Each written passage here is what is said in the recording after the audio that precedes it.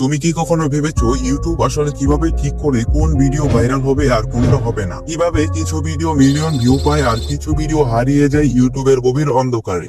আজ তোমাদের একটি ছোট্ট গল্প শোনাবো, ইউটিউব অ্যালগরিদমের এক রহস্যময় জার্নির গল্প।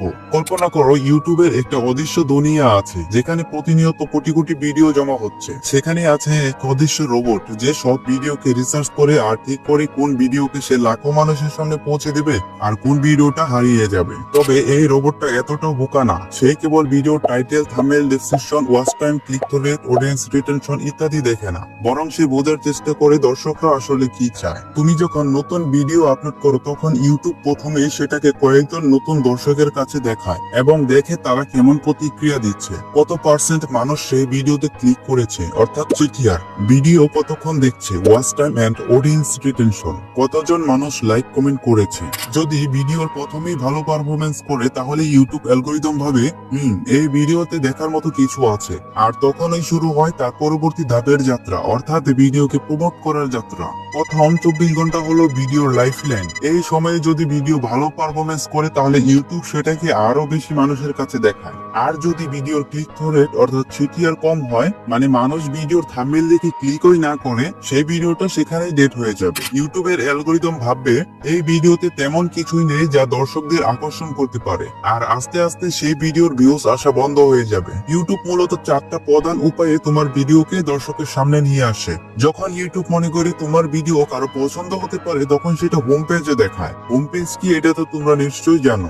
সাজেস্টেড ভিডিও, যদি তোমার ভিডিও অন্য জনপ্রিয় ভিডিওর সাথে মিল খায় তাহলে তোমার ভিডিওটাকে তার ভিডিও নিচে সাজেস্ট করা হয়। ইউটিউব সার্চ, যদি তোমার ভিডিওতে ভালো টাইটেল, ট্যাগস, ডেসক্রিপশন থাকে তাহলে সেটা ইউটিউব সার্চের মাধ্যমে খুঁজে পাওয়া যায়। এক্সটার্নাল ট্রাফিক, তুমি যদি তোমার ভিডিও ফেসবুক বা অন্য কোথাও শেয়ার করো তাহলে সেটা থেকেও ভিউ আসতে পারে। তবে এই কাজটা করলে, অর্থাৎ তোমার ভিডিও যদি ফেসবুক থেকে ট্রাফিক নিয়ে আসো তাহলে সেই ভিডিওটা ভাইরাল হওয়ার চান্স কিছুটা কমে যায়। এখন প্রশ্ন হলো, একটা ভিডিও ভাইরাল হতে কতদিন পর্যন্ত সময় লাগে? কিছু ভিডিও প্রথম 24 ঘন্টার মধ্যে ভাইরাল হয়ে যায়, তবে নতুন চ্যানেলের ভিডিও 24 ঘন্টায় কখনো ভাইরাল হয় না। কিছু ভিডিও 7 থেকে 10 দিনের মধ্যে জনপ্রিয়তা পায়, এইটা তখনই হয় যখন কোনো ভিডিও ট্রেন্ডিং বুঝে আপলোড করা হয়। আর কিছু ভিডিও 1 থেকে 2 মাস পর হঠাৎ করে ভাইরাল হয়ে যায়, এগুলোকে বলা হয় শ্রবণ ভিডিওস। তুমি যদি নতুন ভিডিও আপলোড করে দেখো যে শুরুতে ভিউ কম আসছে তাহলে হাল ছেড়ে দিও না। অনেক সময় 1 থেকে 2 মাসের মধ্যেও ইউটিউব অ্যালগরিদম সেই ভিডিওকে সাজেস্টে আনতে পারে। এখন আসল প্রশ্ন, তুমি কিভাবে ইউটিউব অ্যালগরিদমের বুদ্ধিমান রোবটকে বোঝাবে যে তোমার ভিডিও ভাইরাল হওয়ার যোগ্য? 1. আকর্ষণীয় থাম্বনেল বানাও সিটিআর বাড়ানোর জন্য।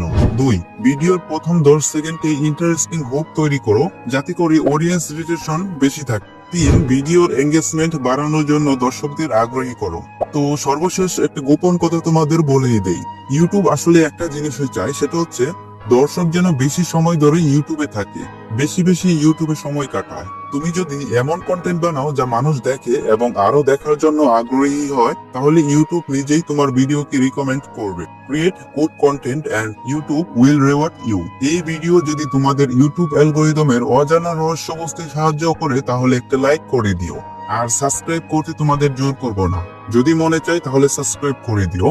তুমি যত ইউটিউব অ্যালগরিদমকে জানো এবং বুঝো না কেন, তুমি যদি কোয়ালিটিফুল ভিডিও ইউটিউবে আপলোড করতে না পারো সেক্ষেত্রে তোমার সেই ভিডিওটা ইউটিউব কখনোই রিকমেন্ড করবে না। এইটা আমার ইউটিউব জার্নি থেকে পাওয়া নলেজ থেকে তোমাকে বললাম। তো তোমরা যদি কোয়ালিটিফুল ভিডিও তৈরি করতে চাও তাহলে স্ক্রিনে এখন যে ভিডিওটি শুরু হচ্ছে এটা দেখতে পারো। এখানে তোমরা কোয়ালিটিফুল ভিডিও কিভাবে তৈরি করতে হয় সম্পূর্ণ একটা ধারণা পেয়ে যাবে। তো দেখা হচ্ছে তোমার সাথে আমার সেই ভিডিওতে।